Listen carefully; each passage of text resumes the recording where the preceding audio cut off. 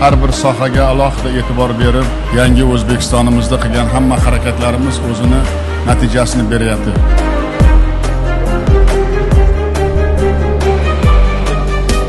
Qaysi tarmoq qanday ishlab chiqarish zanjiri bo'lmasin, hammasi albatta shubhasiz ximiyaga bog'liq.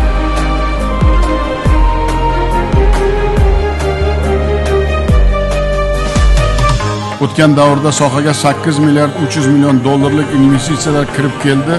87 ta yirik quvvatlar ishga tushdi. Bu orqali iqtisodiyot tarmoqlarida minglab yangi turdagi mahsulotlar ishlab chiqarish uchun zarur xomashyo bazasi yaratildi.